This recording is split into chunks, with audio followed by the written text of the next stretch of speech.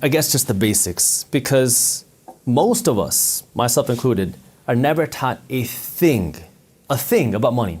We're told, go to school, get a degree, get a job, and now you figure it out. Right. And then what happens for the majority of people is you end up broke, you end up struggling financially, and you can never figure out why. So the first thing is, what is it that you want to achieve in your life financially? And then you have to go out and figure it out yourself, because unfortunately, school will never teach you this stuff. So you didn't learn this in high school or University of Michigan or No, never. law school? They didn't teach you any of this stuff? I went through high school, I went through college, I went through 1 year grad school, and then I went through law school, and I never once learned a thing about money. Never once learned a thing about budgeting, never once learned a thing about building wealth, never once learned a thing about investing my money, and never once learned a thing about passive income. Yeah, here I am today with a law degree, and I haven't worked a single day as an attorney. Why not? Well, it doesn't make sense for me financially, and it's not my purpose.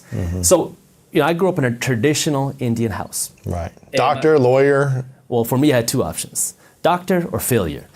Those are the two options that I had. Right. My parents are immigrants from a state in India called Punjab, and my parents came to the country with very little. And so, I saw my parents work their butt off every single day. If my dad got a Saturday and a Sunday off, it was considered a long weekend. And so I didn't get to spend a lot of time with my parents growing up. And they would always tell me that, you have to go out and become successful. And I completely agreed, because I wanted to give back to my parents. I wanted to help support them. And I figured, okay, if I want to become successful, I should follow the steps that we're told to become successful. What are those steps? Go to school, get a good degree, get a good job. For me, in my case, it was become a doctor. And along that way, it was in college, I realized that something's wrong. Something's not adding up. And it actually happened. I was studying to get into medical school. And as I was studying, I started reading other business books and financial books. And I remember this. I was in the library studying, and I went onto Google, and I searched the richest people in America. And you see people like Steve Jobs, Warren Buffett, Bill Gates, Mark Zuckerberg. And I was like, none of these people are doctors. None of these people went down that traditional route of, getting a degree, doing a good job. Am I missing something? Because I thought that if you go to school, get a good degree, you can make a lot of money. And if you work harder in school, get better grades, you'll make even more money. So I thought it was just directly correlated. Your grades, your income. And that's when I started questioning things. And I realized, maybe this isn't right. And as you start to go down deeper and deeper down the rabbit hole, you start to realize, oh my God, everything that I've been told is a lie. And so that kind of pushed me into this whole painful, emotional journey of learning about money, learning about entrepreneurship, learning about what does it mean to become wealthy and how do you actually do it. Right. So that was kind of the initial phase for me, and then I had to go out and actually start learning it. Yeah. And the first real experience of that for me was I had this event planning company that I started in college. And the reason why I started it was because when I was in high school, I worked at Indian weddings. So I got to know a lot of the DJs. Right. And when I was in high school, these DJs were like, hey man, you know a lot of people in high school. How about we host a teen party for your friends in high school? I was like, all right, that's fine. Why not? Started this little teen party business in high school, and I go to college. Don't know what to expect because my parents didn't go to university here. I think everybody goes to college to study hard and become this big thing in college. I get to college and everybody is partying. Yeah. They're blowing their money that they don't have on alcohol. They're drinking. I don't drink. I don't smoke. I'm not into that party scene, but I need something to do on Friday nights. So I was like, why don't I just take this teen party business that I had in high school, bring it to college? And that's what I did. My freshman year, I was 17 years old. I started knocking on the door of every club, venue, bar, restaurant, asking if I could host a party here. Some would say, yeah, it's going to cost you $10,000. Some would say, yeah, it's going to cost you 20 grand. I don't have that money. Right. But then one or two said, you can do it here. We're not going to charge you a penny. Just give us half of the cover charge, half of the money that you bring in. I said, okay, now I'm in business. So I started making a little bit of money doing this, and I had some cash saved up. And I'm starting to read these business books, and every business book said, wealthy people invest in real estate. I don't know what that means. I don't know any real estate investors. My parents aren't investors. And so I was like, okay, if wealthy people invest in real estate, maybe I should invest in real estate. And this was right after the 2008 crash, and I'm in Michigan, where real estate was hit extremely hard. So I was like, all right, I would like to invest in real estate. I'm studying for my medical college admission test. I start going to Google because I'm bored while I'm studying for this exam. I'm reading about the Forbes richest people. None of them are doctors. None of them are people that work the traditional path. And I have this idea to start investing in real estate. So I started looking at real estate in between my study sessions. And on August 22nd, I took the medical college admission test, the MCAT. On August 23rd, I closed on my first real estate investment property. Wow. How old were you? I was 19. Holy cow. It was $8,000. Was the investment? Was the price of the condo. The condo was $8,000? $8,000. How'd you get a condo for $8,000? This is right after the 2008 crash. Wow. You got it on foreclosure or what? It was out of foreclosure. That same condo was selling for about $150,000 just a few years prior. Come on. Yeah. And so I came in. It was actually listed on sale for $8,400. I made an offer for $4,000. They came down to $7,000, and I was still trying to push them lower, but then they said they had another offer on the table. I didn't want to lose it, so I said, I'll give you $8,000, right? Wow. So I bought it for $8,000, put in a few $1,000s worth of work, and I leased it for $600 a month. And now all of a sudden, my mind was blown because I kind of had this idea of what entrepreneurship was. I had never heard that term until I came to college, but I was running this event planning company, and I'm starting to learn about this thing called entrepreneurship. And now I have this condo that's generating me this like almost passive income. I say almost because I was making a lot of mistakes in the beginning. But now I'm like, wow, this investing thing is very unique because I never learned this in school. My teachers never taught me this. But why am I working so hard in school? I mean, I want to become a doctor so I can ultimately make money. Now I start having this, I talked about an emotional dilemma. Why am I becoming a doctor? Okay, I want to make my parents happy. Check. I want to be successful. Check. Do I really want to be a doctor? Maybe. And now I'm starting to question my actual beliefs. Because if I become a doctor, how do you make money? You treat people. I kind of have this entrepreneurial mind. I want to become successful. How do you make more money? You treat more people. So it's like, this kind of runs into a dilemma because if I'm trying to maximize my income as a doctor, I got to maximize how many patients I see. Maybe that means I don't get to give the best value to each individual patient. But as a human, I want to provide the most value possible. So I start to kind of face this dilemma where maybe I'm becoming a doctor for the wrong reasons. Interesting. And then I run this idea by my parents. I don't want to be a doctor. And they're like, absolutely not. My dad was angry. My mom was furious. It took my mom about 1.5 years to believe that her son was not going to be a doctor. Oh man. And when I say it was tough, like my parents would tell all their friends, Jaspreet's not going to become a doctor. Oh wow, you're not becoming one. I'm not going to become one. Now I'm getting calls from my family in India. I'm getting calls from my family across the States. What are you doing? You're a disgrace to your family. Exactly. Oh, I hear that again and again and again.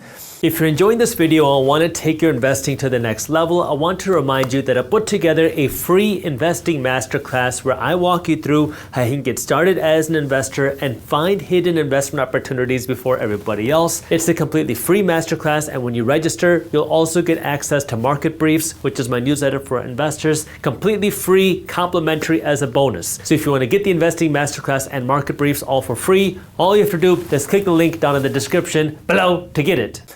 But I was like, this is not for me. And I started to realize that there's more to this thing. So now I started to go down this financial education journey. And the more I learned, the more I realized I was lied to. Like, we're taught to go to school, to get a degree, to get a job, so we can then get a job and climb the corporate ladder. But wealthy people don't do that. Wealthy people are not working to climb the corporate ladder. They're working to own the corporate ladder. I didn't even realize that you could do that. Now, you can climb the corporate ladder and work to own the corporate ladder at the same time, but it's a different mindset, right? Right. Most of us are taught to get that degree so we can do one thing, climb the corporate ladder, earn a bigger salary. But if you only rely on your salary, you're just one step away from being broke. Because if you lose your job, something happens to you, you can't work, or your company goes down, you lost your salary and now you have no income coming in, and now what? You're scrambling for a job. Maybe you have some savings to help take care of you. Or if you haven't been saving and you just spend on things all the time and you have no savings, then you're really screwed. You're going into credit card debt. Right. And now you're trying to figure out how do you make things work. And by then it's too late. This is where you got to be proactive. And now I'm just like, this is crazy. why was I never taught this? I was never taught about wealth. I was never taught about investing. I was never taught about this sort of financial education. But why aren't we taught this? And that's when I realized it's very profitable to keep people financially uneducated. It's profitable to keep people poor. Interesting. What would you say is the main system that keeps people poor then? It goes down to so many different things. The banks profit when you're financially uneducated because they'll keep you saving money in the bank. They'll keep you in consumer debt. If the banks lived by their own advice, which is save money, the banks would be losing money. When you go and deposit $1,000 in the bank, that cash that you deposited is a liability for the bank. An asset is something that puts money in your pocket. A liability is something that takes money away from your pocket. So when the bank has your cash, it's a liability for them. They want to get rid of it as fast as possible. And the way they do that is by lending it out because it's an investment for the bank. They don't want to hold on to cash, but they want you to save your money. You want you to give them cash. Right. And just leave it there. Leave it there. And what's happening to your cash while it's there? It's losing value to inflation each and every day. Every day that you keep your cash in the bank, you're becoming poorer each and every day. Now it's funny, I made a video on this in 2016. It was my first video to go viral. It was called You're Guaranteed to Go Broke If You Do This. And I was talking about inflation at 2 to 3%. If you keep your cash in the bank, you're going broke every single day. Now here we are. 8.5%. 8.5%. Yeah. And now people are starting to realize, wow, this inflation is a real problem. And so now when you keep your cash in the bank is paying you 0.01%, maybe 0.5% if you're lucky. And they're turning around lending it for 5%, 6%. And so the bank does not want to keep that cash in savings because it's a liability for them. They want to keep you spending money on their credit card because now they'll get to earn 18 to 25% in interest every time you spend $1. Wow. Governments want you to be financially uneducated because when you're financially uneducated, guess what? You are an employee and you're a consumer. Who pays the highest taxes? Employees and consumers. Everybody knows that rich people don't pay taxes. It makes people angry, but a lot of times we don't understand why. Right. And we get angry at the wrong things and the wrong reasons. Yeah. But the more you make as a business owner, until you're like uber rich, I feel like you're spending a lot on taxes. You are. And you know what? And there's a lot of things that you can do legally to pay less money in taxes. And there's different ways that you can invest your money to pay less money in taxes. So I'll give you a couple examples. Yeah. Well, let me start with this. Tax avoidance and tax evading are two similar words with two very different outcomes. This is one of the first things that you learn in law school. Tax evading is illegal. Yes. You go to jail. Yes. Tax avoiding is legal, and then you get hated for doing that. But this is the way it works. But you're playing within the rules of the system. And if you learn the IRS code, it's a rule book. Mm-hmm. And the people who understand the rule book are the people who have the money to hire the good accountants and the good attorneys. But you're not an accountant, but have you studied the I have studied a lot of tax law. Really? Yeah. And so what happens is wealthy people will understand how this works, play within that system, and pay little to no money in taxes. What are 3 things that people who are making $500,000 and above should be doing to avoid taxes better? So let's start with, I'm going to assume that you have either some sort of your own income, you're a side hustler, or you are a business owner. Yes. So if you make $500,000, let's assume that's profit. You are taxed on income. So if you take out a salary, that's going to be taxed. Now the question is, what is a tax deduction? Or the better question is, how can you make something a tax deduction? Because anything can be a tax deduction if you know how to make it a deduction. Mm-hmm. So that's the question that you have to ask yourself, because if you don't have an income, you don't have any tax. Right. So this is what wealthy people are doing. So I'll give you an example of it being done, then I'll show you how people can do it on a potentially smaller scale. Elon Musk, he's probably the biggest example of this. He never got paid a salary running and owning Tesla. He got paid in stock options. So these stock options were issued to him. Was this even before it was public? This is, I think it was around the time that it was public, or maybe a little bit before. Okay. But he's been getting stock options for a long time. Sure. But the stock options that he gets, or originally got, were at $6 a share. So when the stock went up to $1,000 a share, and he was given millions of these stock options, now he has on paper a lot of money, but that money isn't in his bank account. Mm-hmm. So what he does is, instead of selling it and having an income, he goes to the bank and says, hey, I have these stock options which are worth billions of dollars. How about you give me a loan at 3, 4, 5% interest? No bank is going to say no to that because the value of this is so much, it's billions of dollars. I mean, you can make the number smaller, but no bank is going to say no. He takes that loan, pays 3 to 4 to 5% interest on it. And if his company grows, his stock value grows by 6%, he just made a profit on that. He didn't have to take any money out, never took an income, doesn't pay any taxes, and is able to now spend his money, live free, buy whatever he wants, live rich, and not pay a penny in tax. So he didn't have to sell any of the stock, because if he sold it, he'd pay an income tax right when you sell it. Instead, you get a loan out from the bank, and you don't have to pay tax on that loan. When you go and get a mortgage You're to buy a getting home, into debt. It's debt. It's not taxable. It's not income. If you go and refinance your home, it's not income. It's cash that you have in your pocket, but it's not income. You're taxed on income.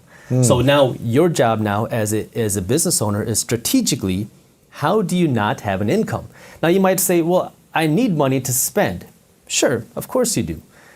But how can you now strategically use your income to pay for your lifestyle? Now, again, it's got to be within the rules, so talk to a tax advisor. But right now, after the pandemic, one of the things that the presidential administration wants to do is encourage people to eat out, eat at restaurants, because restaurants were hit so hard by the pandemic. Right. So what did they do? They created a 100% deduction on food through 2022. So if you go out to eat with your team, it's a 100% deduction. It's all write-offs. It's a write-off. I'm here in San Diego.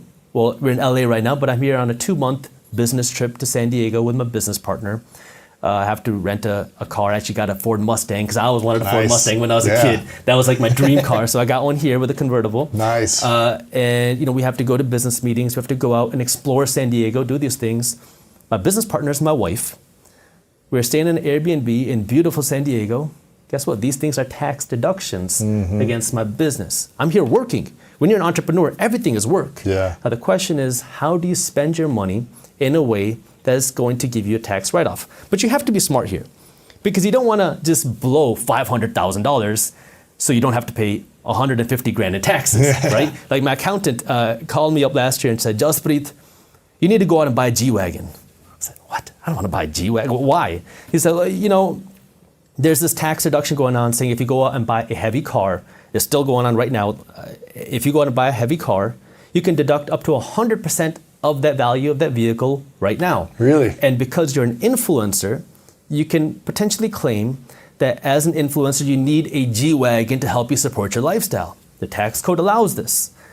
And I was like, well, I don't want to go out and spend 150 grand for a car that I don't necessarily need just so I can save, let's just say 50 grand on those taxes. So you have to be smart here and know what's right for you and not just spend your money to spend $1 to save 25 cents. Right. So you just need to know the right strategies that can work for you. And these things change over time, which is why the best thing that you can do is go out and hire a tax accountant, a tax advisor, somebody that isn't just going to file your taxes, but someone that's going to help guide you and say, all right, here are some things that you could potentially spend your money on. Here are where there are more benefits coming this year, next year, things that you want to do. And so there's going to be times where it's going to be more beneficial for you to spend money. There's going to be times where it's going to be more beneficial for you to take in money. And, it's all a game. Yeah. And this is what wealthy people understand. It's all a game. And a lot of people hate that, this person's not paying taxes, that person's not paying taxes. But at the end of the day, what you have to remember is somebody else wrote the tax code. Yeah. All that people are doing is they're trying to learn, okay, this is what the tax code is. What do I do? And, and then you kind of get into the other philosophical questions. Who's going to do better with 100 grand, the government or me? If I have 100 grand in my pocket, I can go hire an employee or two. The government's going to, spend that money wherever they spend it, and pennies will end up actually going to help people. I'm all for helping people. I think that's very important. As soon as we hit 1 million subscribers on YouTube, what we did was took my team, we went out to a teacher store, and essentially I asked them, hey, can we buy everything in your store? Wow. Because, the whole, during the pandemic, people weren't going to class in person, and so a lot of these businesses were hurt. And I said, can I buy everything? And she said, well, we need some of this stuff for our teachers. I said, what can we buy? So then we went out and bought a big chunk of the store. Mr. Beast style. Mr. Beat style. It was a fun video. Took the team out kind of as a celebration. We bought a big chunk, took it out to a school in Detroit, gave it to them for free. And then I asked the principal there, as a friend of mine, I said, how many teachers do you have? I said, okay. And I gave every one of his teachers a $500 check to help them help support their students. Giving is important. But it goes back to the tax question of who does a better job with their money, right? Entrepreneurs who are working to create more jobs, who are working to produce more value, or the government, which, may not be so good with their money. Absolutely, yeah. So you started doing the real estate thing early. Are you still a massive investor in real estate? Or what's your approach on it now? Yeah. So this is an interesting question that you asked, especially right after the tax question. So real estate is one of the best tax games for investors. That's one of the reasons why wealthy people love investing in real estate, because not only can you get cash flow, but you also get tax benefits. I started investing in real estate when I was 19 on accident.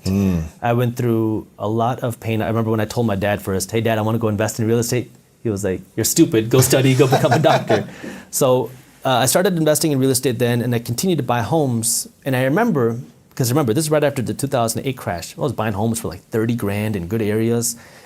I remember home prices went up to $50,000, and I was like, that's a lot of money for a home. I didn't know anything else, right? That's all I saw. And so to me, I was like, that's expensive. But I continued buying, and I still am buying, but not as much as I was before, because now I've been working on a couple other businesses. And so what I'm realizing is, okay, when I invest my money in real estate, my goal is to get a 7% cash on cash return on my money. Meaning for every dollar I invest, I want to get 7 cents back in cash flow, positive cash flow every year. If I invest 100 grand, I want $7,000 of profit every single year. Well, I'm an entrepreneur, right? So I'm working on a couple of different companies, one of which is Market Briefs. And so now I'm in this position where, what do I do with this cash? I can take this money, put it in real estate, get a 7-8% return on my money, or I can put it in Market Briefs, which would be a bigger tax deduction, because now, if I spend money in advertising, I spend money in marketing, I hire more employees, we have a smaller profit, but then I can grow the company significantly faster than 7% a year. So what I've been doing now is investing more of my money into Market Briefs, because it's something that I'm super passionate about. Like, I love real estate. I love revitalizing homes and buildings and really helping to build the neighborhoods through that. But Market Briefs had such a different value in the sense that we're making financial news accessible, because I didn't grow up learning about money. Right. And CNBC looked cool, but I never understood anything that was happening there. They have all these confusing terms that are going on. So it's a way to make financial education and what's going on with money more accessible to people, because I'm realizing how important that is to me, because the more and more I talk to people, the more that people listen to what I say, the more I hear, oh my God, I wish I would have learned this when I was younger. I'm like, yeah, I know, me too. And so it's like, it's important for me to help get that message out there, because it's so needed. We talk about, especially in Detroit, food deserts, where there's areas people can't get access to healthy food. But this money desert, this financial education desert, it's so widespread, where none of us are taught a thing about money. And it makes me angry, because if I didn't accidentally start reading these business books, if I didn't accidentally start investing in real estate, I would be somewhere completely different. I have a lot of friends who are doctors now. They're working their butt off. They're also paying the highest taxes. They're also trying to figure out how to afford my lifestyle, because when you go and become a doctor, you make a good salary. But guess what? Now you have big student loans you got to pay back. Yeah. And now a lot of times you want to live that doctor lifestyle. You want to have the G-Wagon, you want to have the Range Rover, you want to have the nice car, you want to have the nice home. So now you graduate, you're 28, 29 years old, you have $500,000 of student loans you got to pay back, you're making a few $100,000 a year, but you're working your butt off. It's very stressful. And now you have all these new expenses, your homes, your cars. And how much does that $500,000 in student loan actually become after 30 years of paying it off? Oh man, yeah, over $1 million. Really? Yeah. So it's really, it's not $500,000 in loans, it's $1 million in loans that you're paying off for 30 years. Yeah. Right? Exactly. With the interest. And I want to add on that point, because the thing about student loans, we talk about who do you trust, where do you get your information from, right? Everybody, the system, it says go to school, get a degree. If we don't have money to get a degree, what do? Get student loans. I started looking deeper, right? You start asking the question, why? The number one liability for young people nowadays are student loans. And the government always talks about how we have this huge student loan epidemic, this huge student loan problem. But the number one asset on the United States balance sheet are student loans. Really? This blew my mind. You go to Google, search this, the assets on the United States balance sheet, number one asset. You'll see student loans are their number one asset. So on one hand, we have people talking about the importance of higher education, the importance of going into debt to get your degree. And then at the same time, that's your number one asset. It's holding so many people back from buying a home, from living their lives, from doing things, investing their money. Yet at the same time, it's keeping the government rich. Wow. This is where, that mindset, you have to start thinking a little bit differently and start asking questions to the status quo, to the system, to the way things are done. And, if you're like me, you're gonna get a little angry. You're gonna get frustrated because you're gonna realize, what the heck? Why are people not taught this? Why are we not taught how to use our money? Because nowadays, people are paying 50 grand a year to get a good college degree, but at the same time now, YouTube is decentralizing education. Free. For free. And you can learn from anybody you want. If you don't like the way that I sound, hit the X button, go to somebody else, right? Exactly. And it doesn't cost you a penny. You can learn from anybody, people who are actually doing what they teach, and you can learn in the comfort of your home.